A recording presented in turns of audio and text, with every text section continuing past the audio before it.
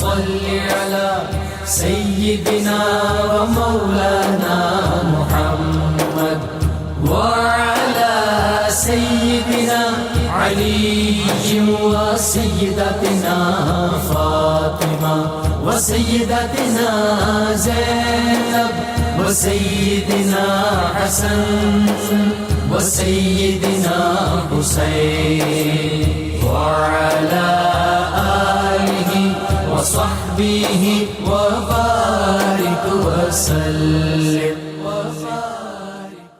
اللهم صل على سيدنا ومولانا محمد صاحب التاج والمعراج والبراق والعلم دافع البلاء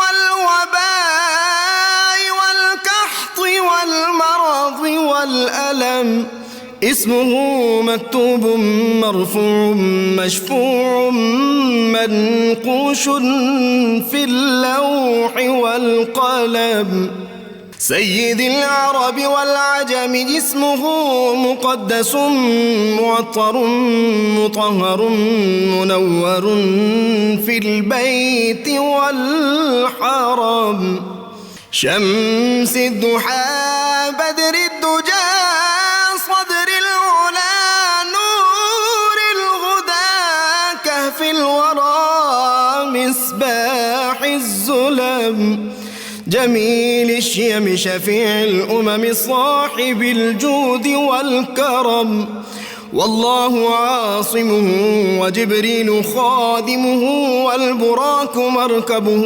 والمعراج سفره وفوق سدرة المنتهى مقامه وقاب قوسين مطلوبه والمطلوب مقصوده والمقصود موجود سيد المرسلين خاتم النبيين شفيع المذنبين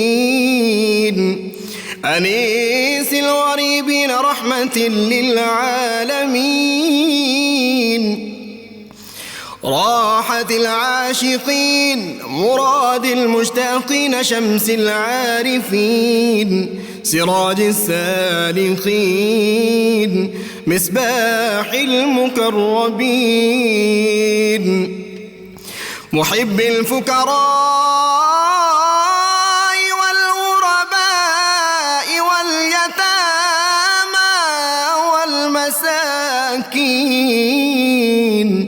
سيد الثقلين نبي الحرمين إمام القبلتين وسيلتنا في الدارين صاحب قاب قوسين محبوب رب المشرقين ورب المغربين جد الحسن والحسين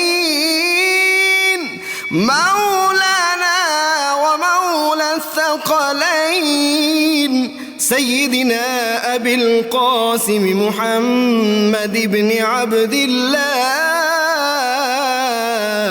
نور من نور الله يا أيها المشتاقون بنور جماله بلغ العلا بكماله كشف الدجى بجماله حصنت جميع خصاله صلوا عليه وآله وأصحابه وسلموا تسليما وعلى سيدنا علي وسيدتنا فاطمة وسيدتنا बिस्मिल्लाहिर्रहमानिर्रहीम। अस्सलाम वालेकुम नाज़रीन, प्रोग्राम सुबह नूर के साथ आपका मेज़बान नज़ीर अहमद गाज़ी हाज़िर है। नाज़रीन इकराम, हज़रत अबू अनीस मोहम्मद बरकत अली साहब रहमहुल्लाह की मशहूर तालीफ़ अस्माउन नबील करीम सल्लल्लाहु अलैहि वसल्लम से एक इसमें मुबारक पढ़ने की सआदत हासिल कर रहा हूँ। सैयदुना अन-नासिरु सल्लल्लाहु अलैहि वसल्लम, हमारे सरदार मदद फरमाने वाले दुरूद व सलाम भेजे अल्लाह आप सल्लल्लाहु अलैहि वसल्लम, आपकी आले पाक और आपके सहाबा किराम पर। حضرت مصعب بن سعد رضی اللہ عنہ سے روایت ہے کہ ایک مرتبہ حضرت سعد بن ابی وقاص رضی اللہ عنہما کے دل میں خیال آیا کہ انہیں ایسے لوگوں پر فضیلت دی گئی ہے جو مالی لحاظ سے کمزور ہیں، تو حضور نبی رحمت صلی اللہ علیہ وآلہ وسلم نے ارشاد فرمایا، اے سعد یاد رکھو کمزور اور ضعیف لوگوں کی وجہ سے ہی تمہیں نصرت عطا کی جاتی ہے اور ان کے وسیلے سے ہی تمہیں رزق دیا جاتا ہے۔ اسی طرح ایک اور روایت میں حضرت ابو درداء رضی اللہ تعالی عنہ بیان کرتے ہیں کہ میں نے حضور نبی کریم صلی اللہ علیہ وسلم کو یہ فرماتے ہوئے سنا کہ مجھے اپنے کمزور لوگوں میں تلاش کرو، بے شک تمہیں تمہارے کمزور لوگوں کی وجہ سے ہی رزق دیا جاتا ہے اور انہی کی وجہ سے تمہیں کامیابیوں سے ہمکنار کیا جاتا ہے۔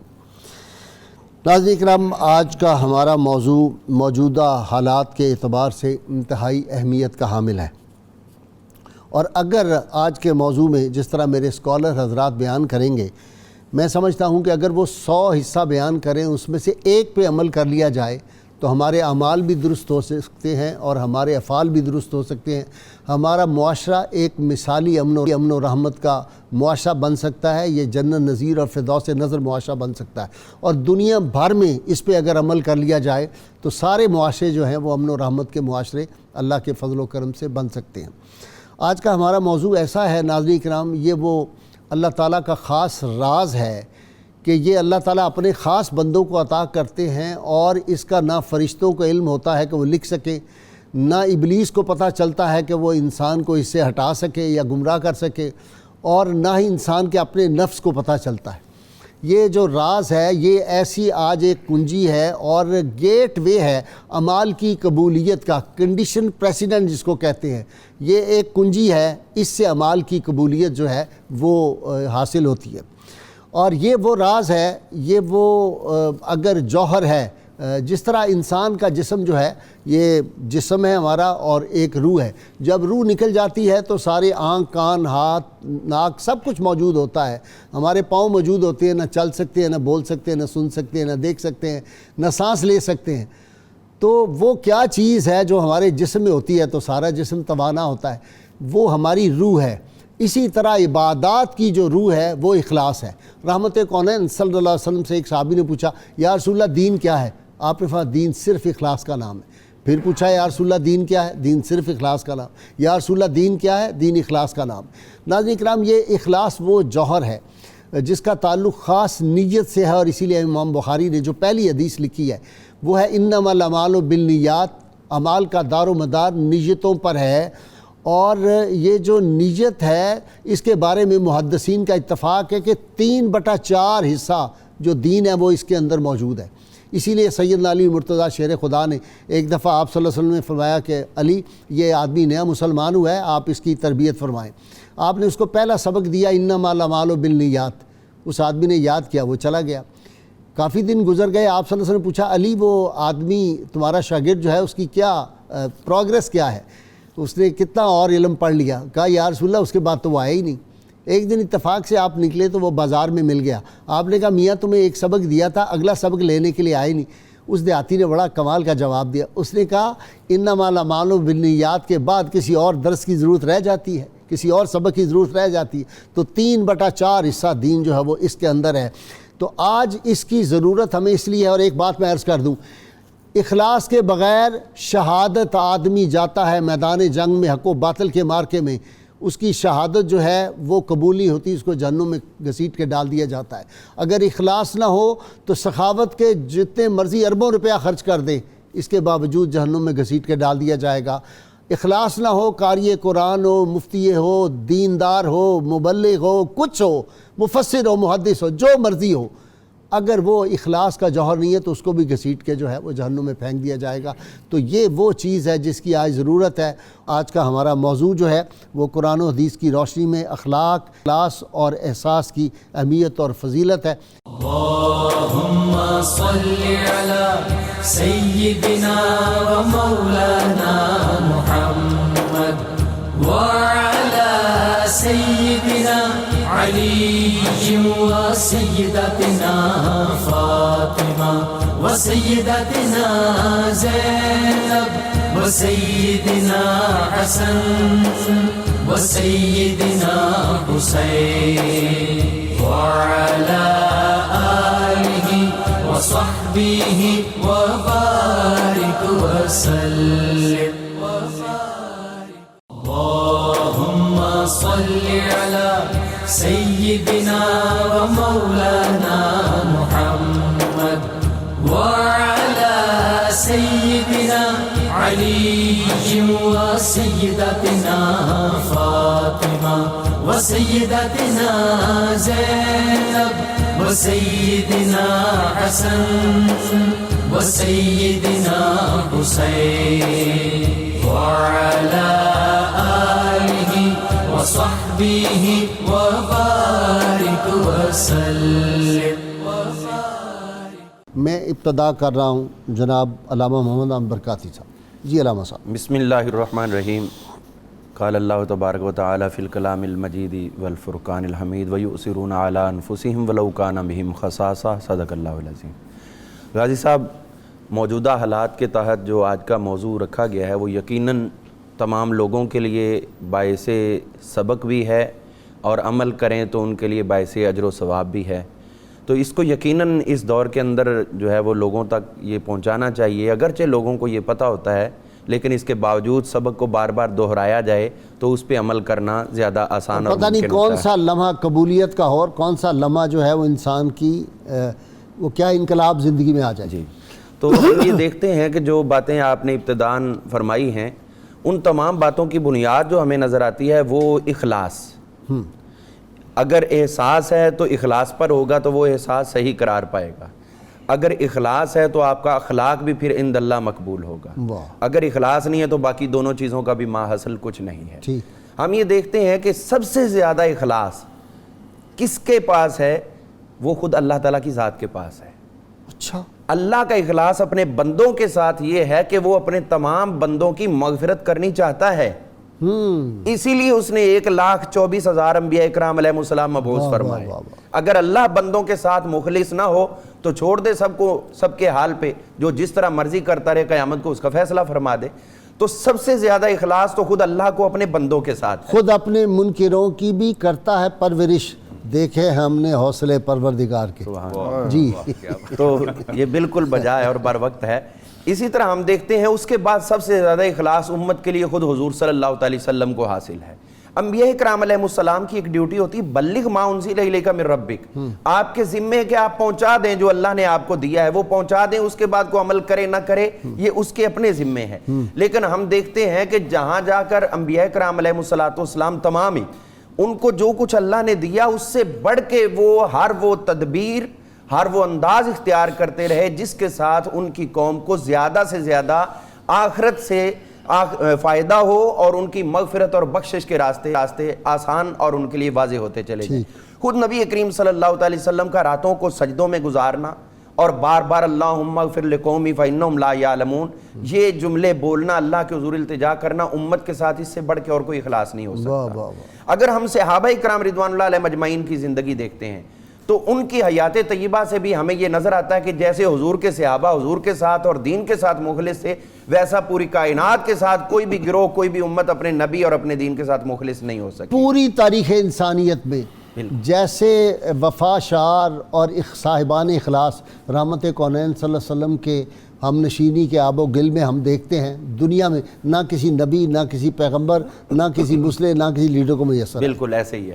حضرت سیدنا عمر فاروق رضی اللہ عنہ جب نصف مال لے کر آئے تھے حضور صلی اللہ علیہ وسلم کی خدمت میں تبوک کے موقع پر انہوں نے پیش کیا تھا تو منافقین نے یہ کہا، یہ امام سیوطی نے اور ابن ابی حاتم نے بیان کیا ہے، وہ کہتے ہیں کہ منافقین نے کہا تو رائی یہ آپ ریاکاری کے لیے لائے ہیں، لوگوں کو دکھانے کے لیے لائے ہیں. تو آپ نے بہت ہی خوبصورت جواب دیا. آپ نے فرمایا لوگوں کو دکھانے کے نہیں، ارائی اللہ و رسولہ، یہ عمل صرف اللہ اور اس کے رسول کو دکھلانے کے لیے کیا.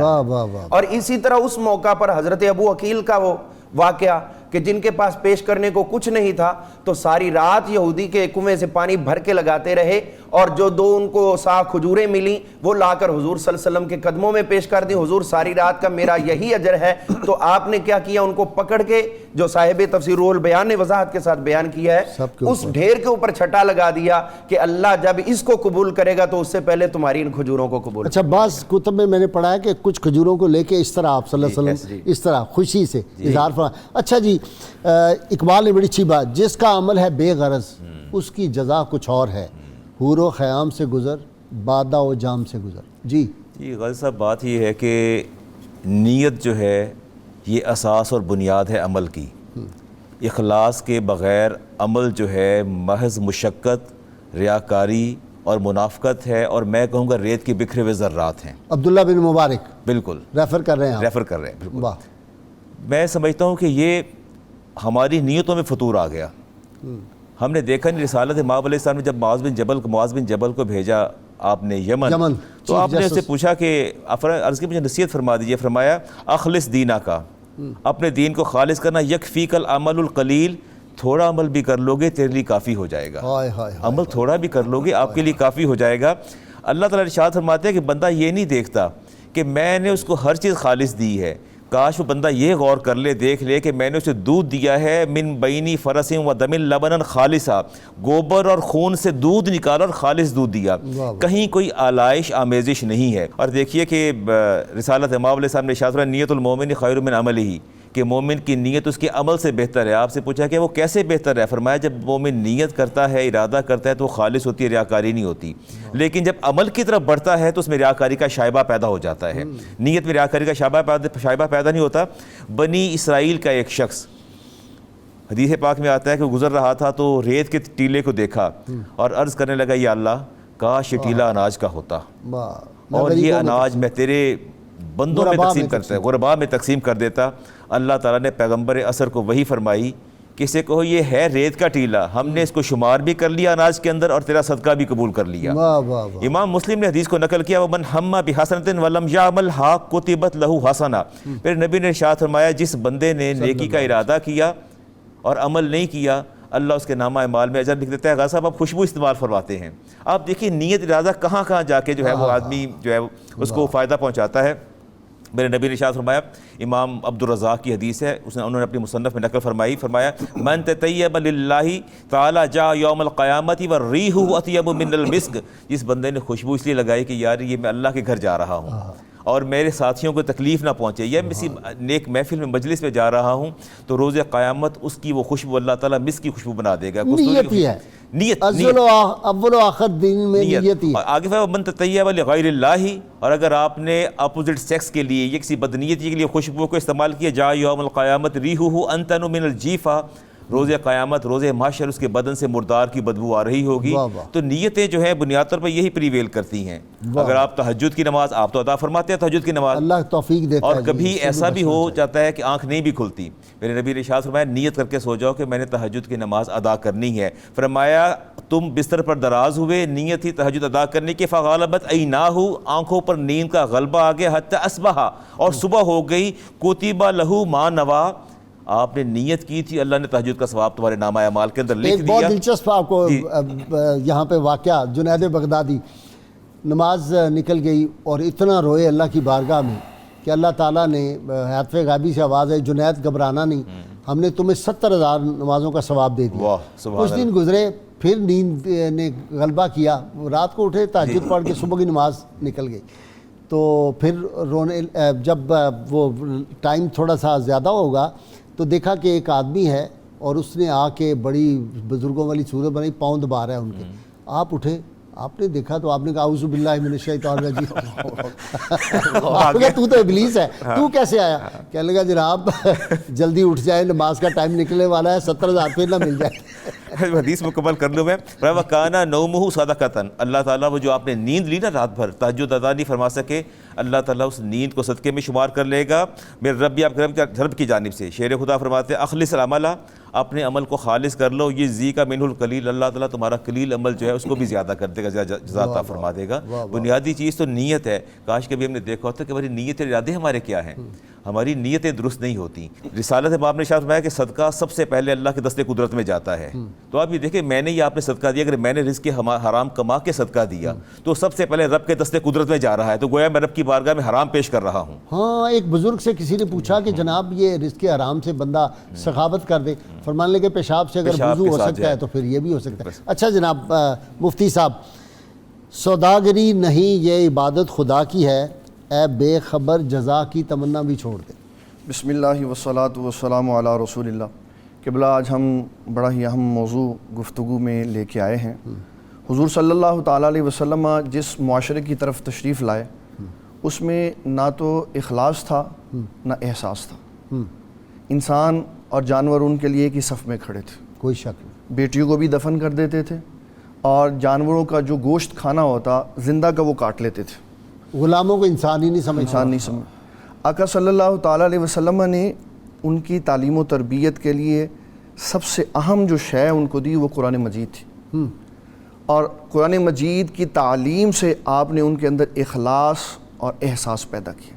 سبحان اللہ. اور اللہ تعالیٰ جل مجدہ الکریم نے پورے قرآن مجید کا مغز اس آیت کے اس حصے میں بیان کر دیا کہ اخلاص اور احساس اس میں ہوگا وَمَن یُوقَ شُحَّ نَفْسِهِ, جس کا اپنا نفس لالچی نہیں ہے, جس کا اپنا ہی پیٹ نہیں بھرتا, اس نے نہ تو دوسروں کا خیال کرنا ہے, نہ دوسروں کا احساس ہوگا, نہ اس کے اپنے عمل میں اخلاص پیدا ہوگا. حضرت سیدنا عمر بن خطاب رضی اللہ تعالیٰ عنہ, آپ کی زندگی ساری مسلمانوں کے سامنے ہے. آپ کے اندر اخلاص بھی بڑا تھا اور احساس انسانیت بھی بڑا تھا. آپ راتوں کو نقاب پہن کر گشت کرتے تھے. اور حضرت سیدنا عمر بن خطاب رضی اللہ تعالیٰ عنہ نے دیکھا کہ ایک گھر میں کھانا نہیں ہے, آپ اپنے کندھے پہ کھانا اٹھا کے لائے اور اسلم سے یہ کہا کہ یہ میرے کندھے پہ. عیسائی تھا جی اسلم آپ کا خادم, اس کو کہا یار اسلام قبول کر لو, اس نے کہا میں نہیں قبول کرتا. آپ نے کہا لا اکراہ فی الدین, اسی وقت اس کو آزاد کر دیا. آج لوگ کہتے ہیں جی زبردستی مسلمان کیا جا رہا ہے, جاہل لوگ ہیں. جی حضرت سیدنا عمر بن خطاب رضی اللہ تعالیٰ عنہ سے کہنے لگا حضور یہ بوجھ میرے کندھے پہ لاد. آپ نے فرمایا کہ قیامت والے دن مجھے اپنا بوجھ خود اٹھانا پڑنا. جب لوگوں کا احساس پیدا ہوگا تو اور پھر احساس, پھر ان کو کھانا جو بنایا ان بچوں کے لیے اور عورت کے لیے, تو کہہ رہے ہیں پھونکنی سے جب وہ پھونک مارتے تھے تو ان کی داڑھی مبارک میں سے دھواں نکلتا تھا. یہ اسلم نے بیان کیا ہے. اور پھر آپ اس وقت تک وہاں پہ بیٹھے رہے جب تک روتے ہوئے بچوں کو ہنستا مسکراتا نہیں دیکھا. اور پھر حضرت سیدنا عمر بن خطاب رضی اللہ تعالیٰ عنہ کی ساری زندگی اسی پیٹرن کے اوپر گزری.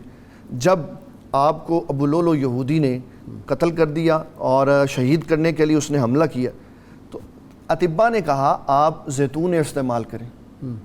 آپ نے کہا میں اس وقت تک زیتون استعمال نہیں کر سکتا جب کہ مدینہ کے سارے لوگوں کو زیتون میسر نہ ہو. میں حاکم ہونے کی حیثیت سے یا میں امیر ہونے کی حیثیت سے یہ دیکھوں کہ میری دستے قدرت میں سب کچھ ہے, میری دستے اختیار میں سب کچھ ہے, میں جو مرضی لے لوں اور غریب کھانا بھی نہ کھا سکے اور میں چیزیں مہنگی کر دوں. حضور صلی اللہ تعالیٰ علیہ وسلم نے بندوں کی اقسام بیان فرمائی. آپ نے فرمایا بندے چار طرح کے ہیں, ایک علم والا بھی ہے اور مال والا بھی ہے. فرمایا یہ بندوں میں سب سے اعلیٰ بندہ ہے.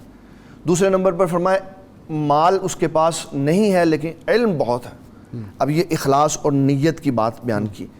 وہ کہتا ہے کہ یا اللہ اگر میرے پاس پیسہ ہوتا تو میں بھی خرچ کرتا. تو نبی صلی اللہ تعالیٰ علیہ وسلم نے فرمایا اللہ تعالیٰ بغیر خرچ کیے خرچ کرنے والا ثواب دے دیتا کہ اس کی نیت بڑی اعلیٰ ہے. تو یہ نیت کی درستگی اعمال کے لیے بہت ضروری. اس میں حضور صلی اللہ تعالیٰ علیہ وسلم نے ساری دنیا کے لوگوں کی تربیت فرما دی یہ جملہ کہہ کر ان صلاتی و نسکی و محیایا و مماتی للہ رب العالمین.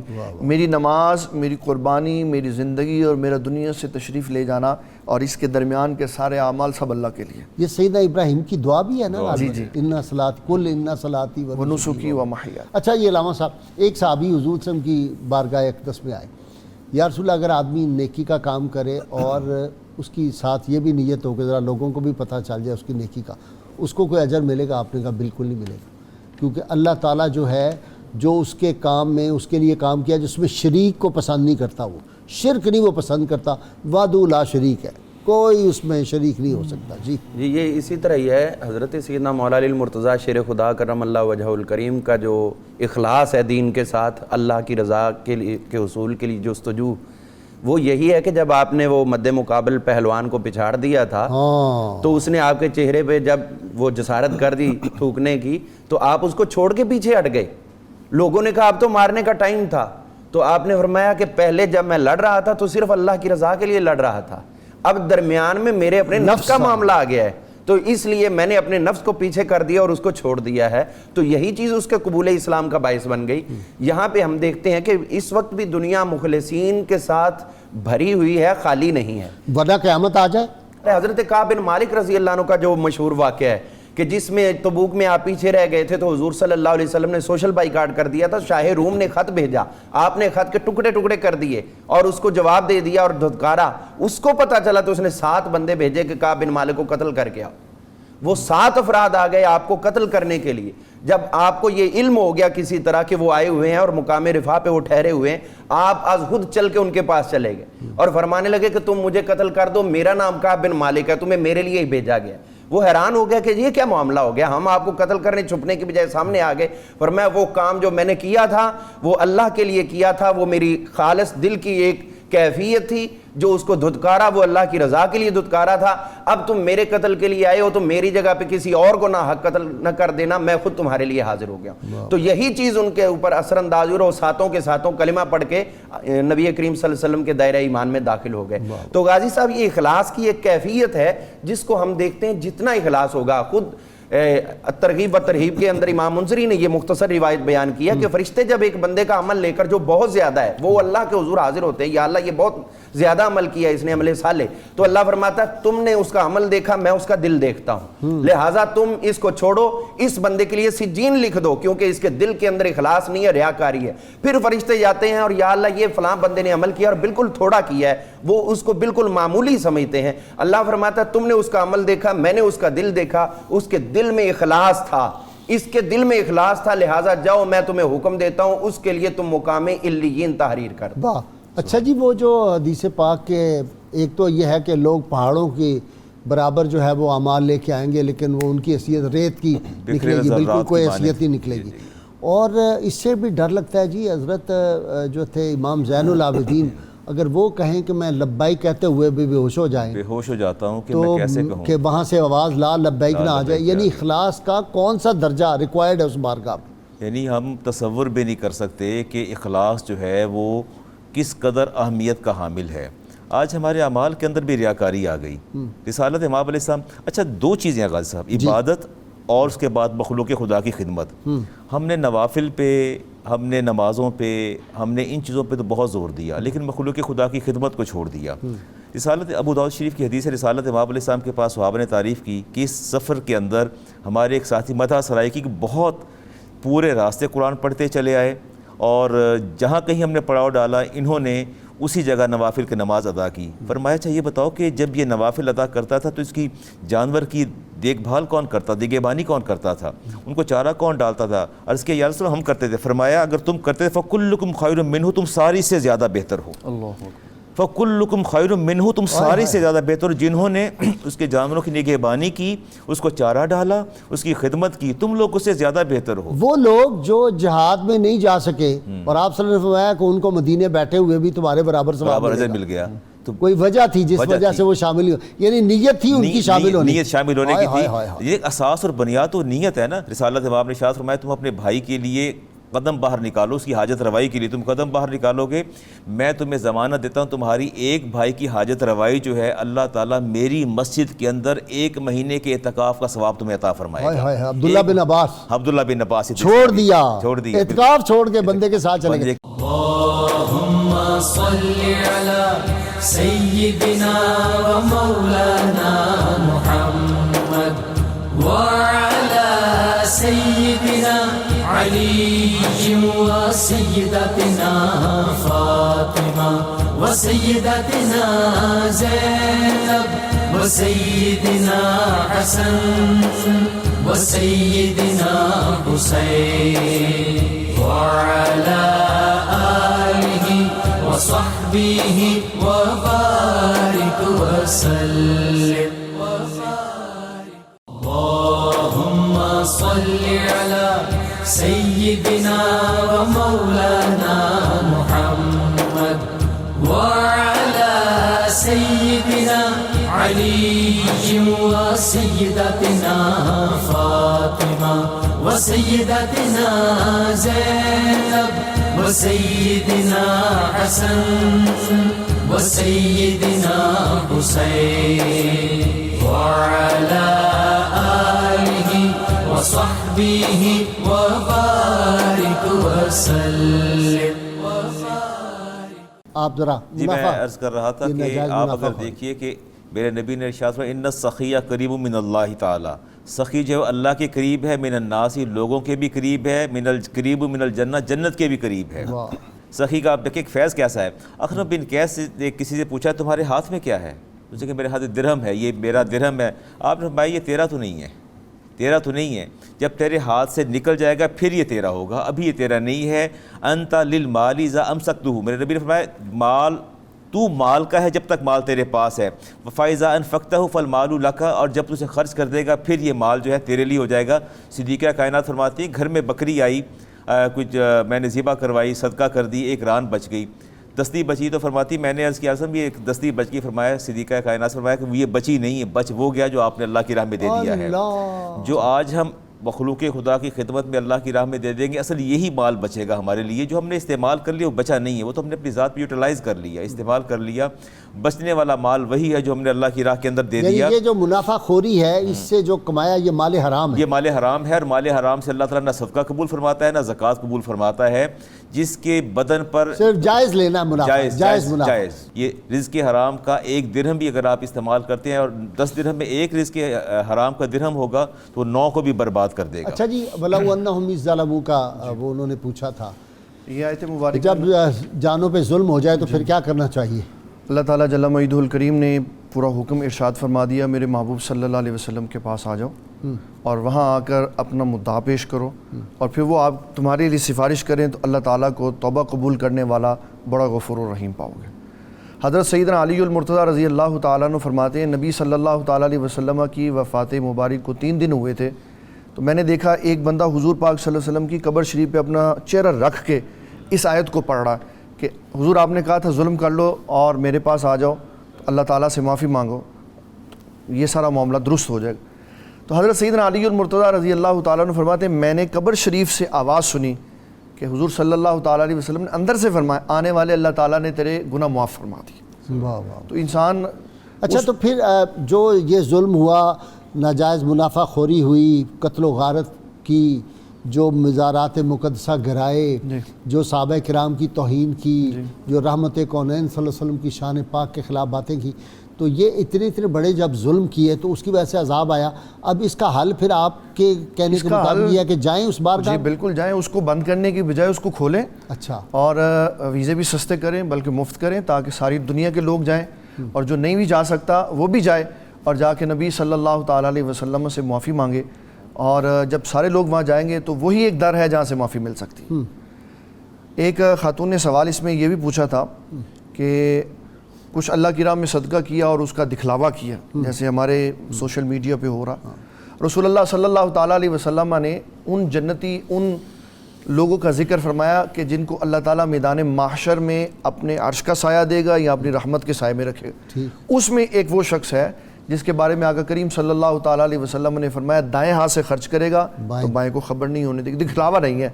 اور علامہ ہندی نے کنز العمال میں ایک بڑی خوبصورت حدیث لکھی کہ رسول اللہ صلی اللہ تعالیٰ علیہ وسلم نے فرمایا کہ آدم علیہ السلام سے لے کر آقا کریم صلی اللہ تعالیٰ علیہ وسلم تک ہر نبی علیہ السلام نے 2 باتیں مشترک کہیں، ایک لا الہ الا اللہ اور دوسرا ہر نبی علیہ السلام نے اپنی قوم سے دجال کے بارے میں ذکر کیا اور دجال کے فتنے سے ڈرایا. یہ اتنا بڑا فتنہ ہے. تو رسول اللہ صلی اللہ تعالیٰ علیہ وسلم فرماتے ہیں ریاکاری دجال سے بھی بڑا فتنہ کہ جس میں ہم اعمال دکھا کے کرتے ہیں، ساری نیکیاں ضائع ہو جاتی ہیں، سارا معاملہ ضائع ہو جاتا ہے، چھپا کے کریں. اچھا جی وہ بھی تو ایک حدیث پاک ہے نا، حضرت معاذ بن جبل رو رہے تھے روضہ انور کے پاس، تو حضرت سیدنا عمر فاروق نے کہا کہ تم اتنی اونچی آواز میں رو رہے ہو، کیا بات ہے؟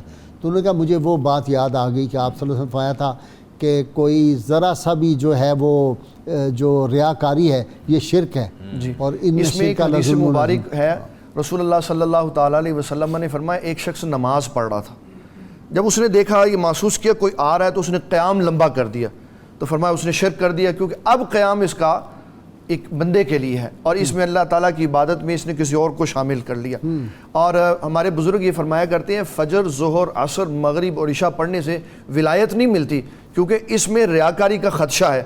تہجد پڑھنے سے ولایت اس لیے ملتی ہے کہ اس میں ریاکاری نہیں ہو سکتی، کوئی دیکھ ہی نہیں رہا، جو پڑھ رہا ہے یہ دیکھ رہا ہے، یا اللہ تعالیٰ جل محید الکریم دیکھ رہا ہے۔ جی جناب۔ جی اس میں اگر ہم اسی بات کو جاری رکھیں اخلاص کی کیفیت کو، تو کیمیائے سعادت میں امام غزالی نے ایک واقعہ بہت خوبصورت بیان فرمایا ہے۔ نہیں پہلے تو یہ بتائیں نا آج کیا کرنا چاہیے؟ تاجر حضرات جو ہیں ان کو منت کریں، اور جنہوں نے ہسپتال پرائیویٹ بنائے ہوئے ہیں یہ جو کچھ کر رہے ہیں، جو کچھ ٹیسٹ جو ہیں وہ اتنے مہنگے کر دیے ہیں لیبارٹری والوں۔ دیکھیں اس میں سب سے پہلی بات تو یہ ہے کہ جو ابھی ذکر ہوئی کہ قیامت والے دن اللہ تعالیٰ کے عرش کا سایہ جن 7 قسم کے لوگوں کو ملے گا، ان میں ایک امانت دار تاجر بھی ہے۔ اچھا، امانت دار تاجر کا حشر جو ہے انبیاء کرام علیہ السلام کے ساتھ کیا جائے گا، ان کے پیچھے پیچھے یہ بھی جائیں گے، اور اس کی وجہ یہ ہے کہ یہ امین ہے۔ امین ہونے کا یہ کیا مطلب ہوا کہ لوگوں کو چیزیں بھی آپ مہنگی بیچتے رہیں، ملاوٹ والی بیچتے رہیں، بیکار بیچتے رہیں، اور پھر آپ جو ہے وہ تقوی کی امید رکھتے ہوئے مغفرت کا بھی یقین رکھیں۔ یہ حدیث قدسی ہے کہ جس آدمی کے دل میں ذرہ بھر بھی کسی کے لیے دکھلاوا ہوا تو وہ آدمی اسی سے جا کے اپنی جزا طلب کرے گا، مجھ سے کچھ نہیں لے گا۔ حضور صلی اللہ علیہ وسلم نے پوری ظاہری حیات طیبہ صحابہ کو یہی یقین دلایا، ہاں اگر ایسی بات ہے کہ آپ کے دل میں اخلاص ہے اور لوگ دیکھ لیں تو اس میں کوئی برا نہیں، وہ تو آپ کو دیکھ کے اور بھی سبق لیں گے اور آپ جیسا عمل اختیار کرنے کی کوشش کریں گے۔ الدال علی الخیر کفاعلہ، پھر جتنا آپ عمل کر رہے ہو پھر آپ کو دیکھتے ہوئے جتنے عمل کریں گے ان سب کو بھی اتنا ہی ایک اجر شعر ثواب آپ کو نصیر الدین نصیر کا سنا دوں، جو اہل نظر ہوتے ہیں نا، وہ کہتا ہے کہ چشم حق آگاہ میں کیا قدر و قیمت ان کی ہو، چند سکوں پر جو اتراتے ہیں اٹھتے بیٹھتے۔ اللہم صلی علی سیدنا و مولانا محمد وعلی سیدنا علی و سیدتنا فاطمہ و سیدتنا زینب و سیدنا حسن و سیدنا حسین وعلی آلہ و صحبہ و بارک وسلم۔ اللہم صلی علی سیدنا و مولانا محمد وعلی سیدنا علی و سیدتنا فاطمہ و سیدتنا زینب و سیدنا حسن و سیدنا حسین وعلی آلہ و صحبہ و بارک وسلم۔ ناظرین کرام، کتاب الشفاء سے جی نسخے کا وقت ہو گیا۔ آفات و بلیات سے حفاظت کا نسخہ ہے۔ جو شخص روزانہ 3 بار سورہ تغابن پڑھنے کا معمول بناتا ہے وہ ہر قسم کی زمینی آسمانی آفات و بلیات سے محفوظ رہتا ہے، مال میں برکت ہوتی ہے اور گھر میں امن کا گہوارہ بن جاتا ہے۔ شرط یہ ہے کہ اول و آخر کم از کم 11 مرتبہ درود پاک جو ہے وہ ضرور پڑھیں۔ سیدنا امام زین العابدین علیہ السلام فرماتے ہیں وہ کام جو خلوص کے ساتھ انجام دیا جائے بظاہر وہ کتنا ہی کم کیوں نہ ہو لیکن وہ کم نہیں ہے۔ ناظرین کرام، مختصر دعا کریں گے۔ اللہ کریم سے دعا ہے الحمدللہ رب العالمین، اللہم صلی علی سیدنا محمد وعلی آل محمد کما صلیت علی ابراہیم وعلی آل ابراہیم انک حمید مجید۔ یا الہ العالمین، اپنے حبیب مکرم صلی اللہ علیہ وسلم کے تصدق یہ جو آفت دنیا پہ آئی ہے اللہ کریم اس کو دور فرما دے۔ اللہ کریم اپنے محبوب کریم صلی اللہ علیہ وسلم کی امت پہ کرم فرما، آپ صلی اللہ علیہ وسلم کی امت پہ رحم فرما، آپ صلی اللہ علیہ وسلم کی امت کی بخشش فرما، آپ صلی اللہ علیہ وسلم کی امت کی حفاظت فرما۔ اللہ کریم ہماری بس ہو گئی، ہم بڑے کمزور ہیں، اللہ کریم ہم ناتواں ہیں، ہم بے کس ہیں، تیرے علاوہ کوئی در نہیں، اور تیرے بارگاہ میں سب سے بڑا وسیلہ اور واسطہ تیرے محبوب کریم صلی اللہ علیہ وسلم کا ہے۔ آپ صلی اللہ علیہ وسلم نے جو اس امت کے لیے دعائیں کی تھیں ان دعاؤں کے صدقے، اہل بیت اطہار کی قربانیوں کے صدقے، خلفائے راشدین کے صدقے، امہات المومنین کے صدقے، اولیاء امت کی جملہ دعاؤں کے صدقے، اور بالخصوص امام زین العابدین کی دعاؤں کے صدقے اللہ کریم ہم سے یہ پریشانی کو دور فرما دے۔ اللہ کریم ہمیں اپنی کرم فرما، اپنی رحمت فرما، اپنی رحمت سے ہمیں ڈھانپ لے، ہم پہ فضل فرما، ہماری خطاؤں کو معاف فرما، ہم سے جو جو غلطیاں کوتاہیاں ہو گئیں اللہ کریم اس کو معاف فرما۔ اللہ کریم ہمارے دوست ڈاکٹر سعید احمد سعیدی صاحب کے جماع سال بھانجے، کل ان کا انتقال ہوا، اور سید لخت حسنین صاحب جو ہیں ان کی والدہ کا بھی کل شام کو انتقال ہوا۔ ان دونوں کو اللہ کریم اپنے کرم خاص سے ان کی بخشش فرما، مرحومین کے درجات کو بلند فرما، اور ان کے جو ورثاء ہیں ان کو صبر جمیل عطا فرما۔ وصلی اللہ تعالیٰ علی خیر خلقہ و نور عرشہ و زینت فرشہ محمد و آلہ و صحابہ اجمعین برحمتک یا ارحم الراحمین۔ جی بلال بٹ۔ جا زندگی مدینے سے جھونکے ہوا کے لا، جا زندگی مدینے سے جھونکے ہوا کے لا، شاید حضور ہم سے خفا ہے منا کے لا، شاید حضور ہم سے خفا ہے منا کے لا، کچھ ہم بھی اپنا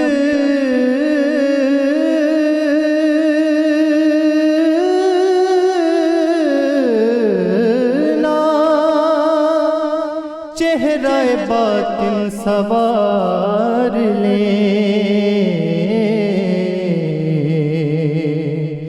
کچھ ہم بھی اپنا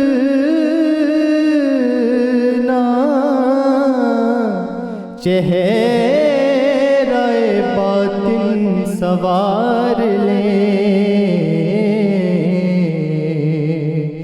بوبکر سے کچھ آئینے عشق و وفا کے لا،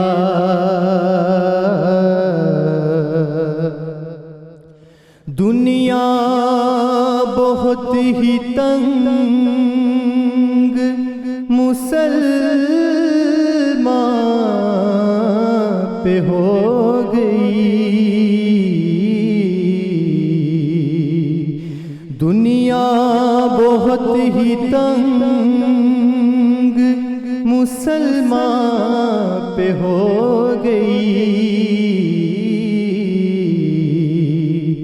فاروق کے زمانے کے نقشے اٹھا کے لا، اور محروم کر دیا ہمیں جس سے نگاہ نے، عثمان سے وہ زاویے شرم و حیا کے لا، اور مغرب میں مارا نہ پھر اے گدائے دروازہ علی سے یہ خیرات جا کے لا، اور سجدوں میں گڑ گڑا کے محمد کے پاؤں پر